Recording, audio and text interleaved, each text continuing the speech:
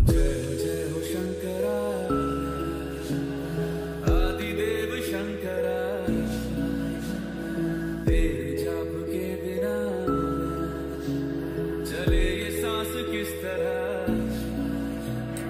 বন্ধুরা, কেমন আছো সবাই? আমার চ্যানেলে সবাইকে স্বাগত জানিয়ে আবার নতুন আরেকটা ব্লগ শুরু করলাম।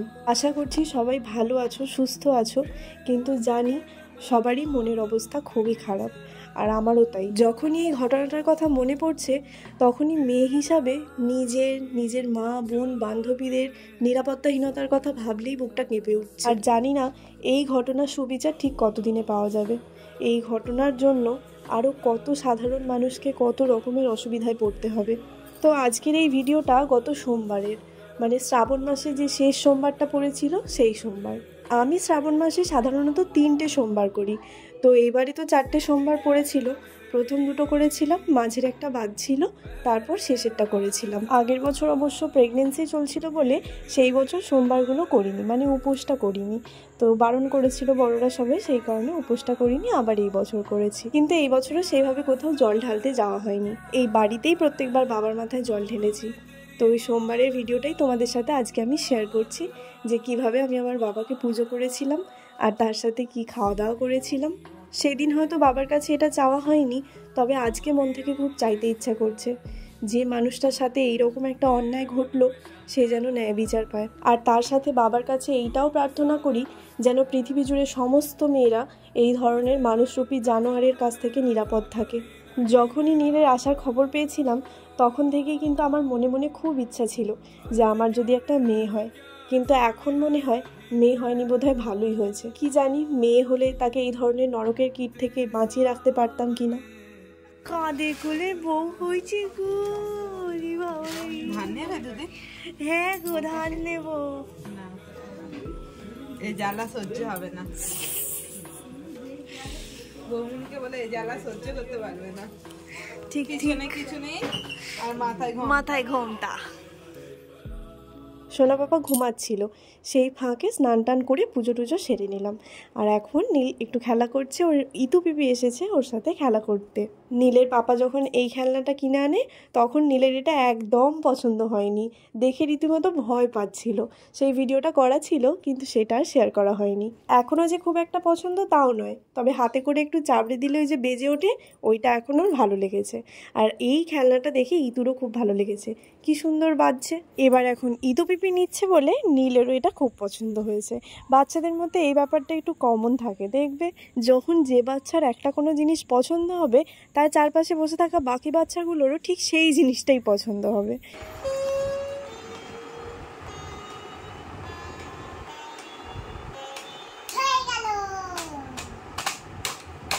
ও ঠকবে, ও ঠকবে।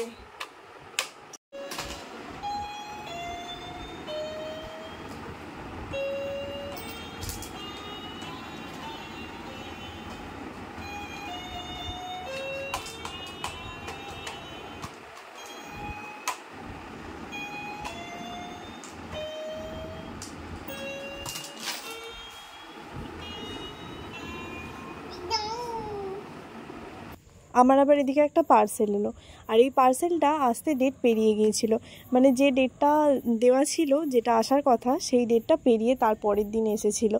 অনলাইনের ক্ষেত্রে এটা আমার প্রথমবার এরকম ডিলে হয়েছে। তো যাই হোক, এই পার্সেলটার ভিতরে আছে কয়েকটা ছোট ছোট আর্টিফিশিয়াল প্ল্যান্ট। তবে কি জানো তো, যেটা আমি এক্সপেক্ট করেছিলাম যতটা বড় আসবে তার তুলনায় অনেকটাই ছোট এসেছে। তো যাই হোক, দামও কিন্তু বেশি ছিল না, তো খুব একটা আমি ডিসঅ্যাপয়েন্টেড হইনি। আর এই দেখো এমনভাবে পার্সেল খুলছি যে পার্সেলটা খুলতেই পারছি না, শেষে আবার রিত পার্সেলটা খুলে দিয়েছিল। এই যে এইরকম চারটে একই না, আলাদা আলাদা আছে। 4 রকমের না, 2টো এক রকমের আছে আর বাকি 2টো আলাদা আলাদা আছে। তো এরকম 4টে, আর সাইজটা তোমাদেরকে দেখাবো বলেই আমি দেখাচ্ছিলাম যে হাতের মাপে ঠিক কতটা হচ্ছে। খুব একটা বড় কিন্তু না, তবে খুব একটা ডিসঅ্যাপয়েন্টেড হয়নি, কারণ বললাম দামটা ভীষণই কম, 100 টাকার ভিতরে। তো সেই কারণে এটা আমার ভালোই লেগেছে, পছন্দই হয়েছে 4টে। এবার একটুখানি রান্না বান্না করতে চলে এলাম। এমনিতে আমি এবেলা সেরকম কিছু খাবো না, একটু ডালিয়া খেয়েছি নীলের সাথে, আর তার সাথে একটু ফল খাবো, এইটুকুই। তারপরে রাত্রে যা খাবার খাবো। আর এমনিতে আমাদের বাড়িতে সবাই ভাতই খায়, তবে নিরামিষ ভাত খায় সোমবারে। মানে শ্রাবণ মাসের সোমবার। তবে একেবারে প্রথমে সোমবারটা, সেই সোমবারটা মা, কাকিমা, নেহা সবাই করে। ওই সোমবারটায় ওরা জলও ঢালতে যায়, মানে মন্দিরে না, এখানে একটা বাবার মন্দির আছে, সেইখানে জল ঢালতে যায়। সেই দিনটা কিন্তু একেবারেই উপোস থাকে। তো আজকে তো যথারীতি সবাই দুপুরবেলা ভাতটাতি খাবে, কিন্তু যেহেতু রাত্রিবেলা রান্না বান্না মানে এমনিতেও আমি খাবো না ভাত, তো লুচি টুচি করবো, সেই কারণে ভাবলাম যে এবেলা থেকে একটু একটু করে রাখি। আর রিফাইন্ড অয়েলটা শেষ হয়ে গিয়েছিল, ওই কারণে আমি রিতকে বললাম যে একটা প্যাকেট আনতে, এটা নিরামিষের জন্যই রাখবো। তো সেই কারণে এই প্যাকেটটা এনে দিয়েছিল, ওইটাই আমি ঢালছিলাম বোতলে। আর জানো তো, মধ্যবিত্তরা সবটা যতক্ষণ না নিংড়ে নিতে পারছে ততক্ষণ কিন্তু তাদের মনের আশা মেটে না। তো প্যাকেটটা কিন্তু আমি ঢেলে ফেলিনি, রেখেছিলাম। আর তার তলাতেই আবার অনেকটা তেল জমে গিয়েছিল। আর একটু তেল আমি রেখেও দিয়েছিলাম অবশ্য, একেবারে ঝেড়ে পুছে ঢালিও নি, কারণ জানি এমনিতেই আমাকে এক্ষুনি ময়দাটার মধ্যে ময়ম দিতে হবে। তো সেই কারণে কিছুটা তেল ছিল, আবার কিছুটা গড়িয়ে গড়িয়ে জমে গিয়ে সেই তেলটাও ছিল। তো যাই হোক, এখানে ভালো করে ময়দাটাতে ময়ম দিয়ে, আর আমি না একটু গরম জল করে লুচির ময়দাটা মাখি। এটা আমার মায়ের থেকেই শেখা। আমি এখনও ঠিক জানি না এটার কারণে কি হয়, মনে হয় লুচিগুলো একটু নরম হয়। তো ওই রকম নরম লুচি আমার তো খেতে ভীষণই ভালো লাগে। আর আমার মায়ের হাতের লুচি মানে সে কি আর বলি, নেহারও ভীষণ পছন্দ, জানো তো। যতবারই আমার মায়ের হাতের লুচি খায় ও বলে আমার ঠিক এইরকমই লুচি খেতে ভালো লাগে। আর আমারও কিন্তু ওই রকম লুচি খেতে, মানে আমার মা যেভাবে লুচিগুলো করতে পারে সেই রকম লুচি খেতে কিন্তু ভীষণ ভালো লাগে। ভীষণ নরম হয়, আর কি বলবো, সাদা সাদা, নরম নরম, পাতলা পাতলা এই ধরনের হয় আর কি। তো মায়ের মতো হয়তো আমি পারবো না, কিন্তু পারি টুকটাক, এখন শিখে গেছি। আগে যেমন একদমই পারতাম না, এখন কিন্তু পারি। তো চলো, লুচি মানে ময়দাটা ভালো করে মেখে নিয়ে লেচি কাটা হয়ে গেছে। আর এবার লেচিগুলোকে ভালো করে আমি বেলে নিচ্ছি। আর ব্যাস, এবার বেলে নিয়ে ভেজে নেব, তাহলেই হয়ে যাবে লুচি।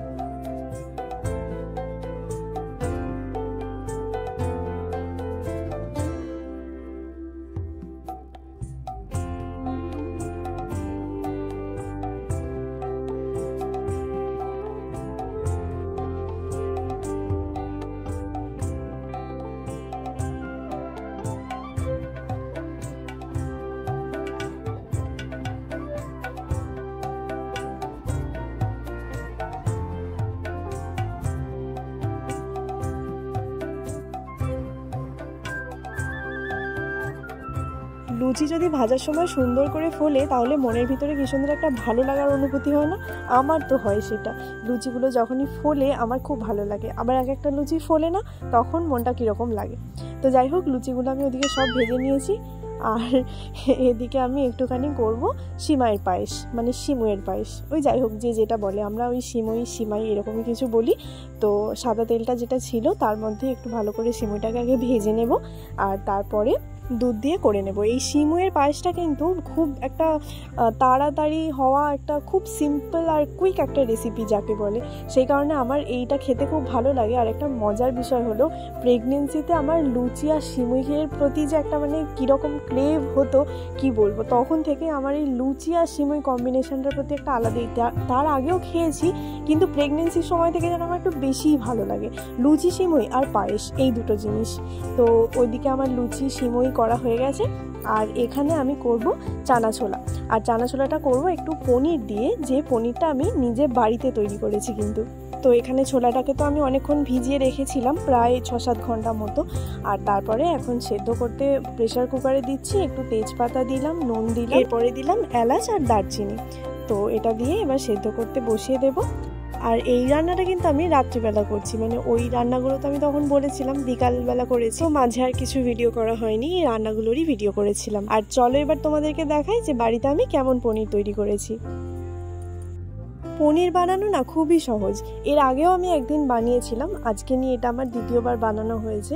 আর এর আগের দিন যেটা বানিয়েছিলাম সেই পনিরটা বেশ একটু শক্ত হয়েছিল, কিন্তু আজকের এই পনিরটা দেখছি একটু নরম আছে, যার কারণে দেখছো কাপড় থেকে ভালো করে তুলতেই পারছিলাম না, একটু নরম রয়ে গেছে, তবে আগের দিনেরটা একটু শক্ত ছিল। আর চলো এবার তোমাদেরকে বলি তাহলে যে পনিরটা আমি কিভাবে তৈরি করেছি। প্রথমেই দুধটাকে কাটিয়ে নিয়ে ছানা করে নিয়েছি, আর তারপরে সেই ছানাটাকে একটা কাপড়ে ছেঁকে, হ্যাঁ কাপড়টা একটু ভিজে হতে হবে, তারপরে সেই কাপড়ে ছেঁকে নিয়ে ভালো করে যে শেপে দেবে, মানে চৌকো হলে চৌকো, লম্বা হলে লম্বা, যেরকম শেপে তুমি কাপড়টা ভাঁজ করে রাখবে সেই শেপেই পনিরটা তৈরি হয়ে যাবে। তো সেরকম একটা শেপ করে নিয়েছিলাম আর তারপরে ওটাকে ফ্রিজে রেখে দিয়েছিলাম 30 মিনিট মতো।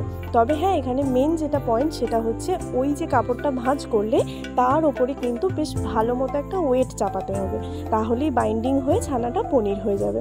তো এইভাবে আমি পনিরটা বানিয়েছিলাম। আর এই যে পনিরগুলো সব কিউব সাইজ করে কেটে নিয়েছি। এখন আমার পনিরটা রান্না করার জন্য রেডি। আর আজকে আমার সাথে বারবার একটা জিনিস হচ্ছিল, আমি ক্যামেরা তো সেট করছিলাম, ভিডিওটাও করছিলাম, মানে ভিডিওটা অন করিনি, ভিডিও সেটিংস অবধি করে রেখে দিচ্ছি ফোনটা, বারবার ভুলে যাচ্ছি যে ভিডিওটা অন করতে হবে। তো এখানে যখন আমি পনিরগুলো দিয়েছিলাম তখন থেকেই ভিডিওটা স্টার্ট করেছিলাম, কিন্তু তারপরে দেখছি ভিডিও হয়নি। ভাগ্যিস দেখলাম, অন্তত পনির ভাজাটা তো দেখাতে পারলাম। তো এখানে পনিরগুলো আমি একটু বেশি লাল করলাম, কারণ প্রথমে ওই যে বললাম আজকে আমার পনিরটা একটু নরম ছিল, তো যাতে না ভেঙে যায় সেই কারণে আমি একটুখানি পনিরটা কড়া করে ভাজলাম। তো এই যে পনির আমার ভাজা হয়ে গেছে, এবার আমি চলে যাব চানা ছোলাটা রান্নার দিকে। তো প্রথমেই ফোড়নে দিয়ে দিলাম শুকনো লঙ্কা, তেজপাতা আর 2টো এলাচ। আর যে যেরকম ঝাল খাবে, শুকনো লঙ্কা বা কাঁচা লঙ্কা সেই অনুযায়ী দিলেই হবে। তো ফোড়নটা একটু ভাজা হয়ে গেলেই এর মধ্যে আমি দিয়ে দেবো টমেটো। যেহেতু এটা আমি নিরামিষ করছি ওই কারণে পেঁয়াজ রসুন ব্যবহার করব না, আদারওয়াইজ তো পেঁয়াজ দিয়ে যেভাবে মশলা তৈরি করতে হয় সেইভাবে মশলা তৈরি করেই করা যায়। তো প্রথমেই দিয়ে দিলাম আমি টমেটো, এরপরে দিয়ে দেবো একটু ক্যাপসিকাম। আর দেখবে নিরামিষ যদি তরকারি হয় সেক্ষেত্রে সেই সব রান্নাতে দই, কাজু, ক্যাপসিকাম, টমেটো এগুলো দিলে না একটু গ্রেভিটা ভালো পাওয়া যায়। তো এখানে আমি কয়েকটা মশলা দিয়ে দিলাম, যেমন ধনে গুঁড়ো, জিরে গুঁড়ো, লাল লঙ্কার গুঁড়ো, তারপরে এমনি তো লঙ্কা গুঁড়ো, হলুদ গুঁড়ো থাকবেই। আর যেহেতু নিরামিষ তরকারিতে আদা ব্যবহার করা যায়, তো এই রান্নাটায় কিন্তু আমি আদাও দিলাম।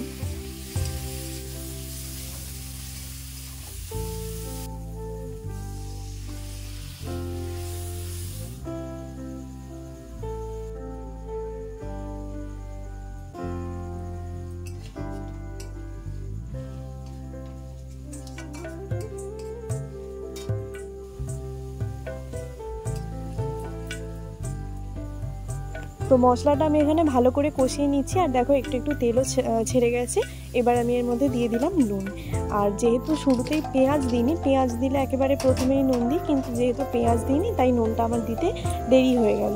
আর এদিকে দেখো সেদ্ধ করা চানা ছোলাটা দিয়ে দিলাম, আর ওর জলটাও কিন্তু দিয়ে দিতে হবে, যেহেতু সেদ্ধ হওয়ার সময় চানা ছোলার বেশ অনেকটা ফ্লেভার ওই জলটার মধ্যে চলে যায়। তো ওই চানা ছোলার ক্ষেত্রে কিন্তু জলটা ওয়েস্ট করলে হয় না, ওই জলটা সমেতই দিয়ে দিতে হয়। তো এখানে জল সমেত দিয়ে দিলাম, আর এবার ভালো করে আবার একটু ভালো করে কষে নেব। আর তারপরে সেদ্ধ হয়ে গেলেই কিন্তু আমার রান্না একেবারে রেডি হয়ে যাবে।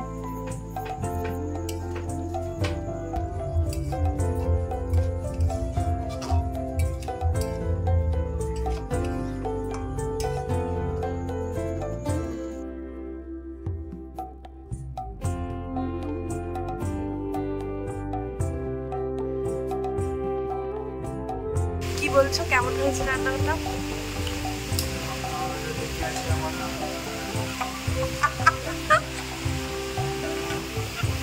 এটা কোনো রিভিউ? এই বলো না আজকে রান্নাটা কেমন হয়েছে? হ্যাঁ,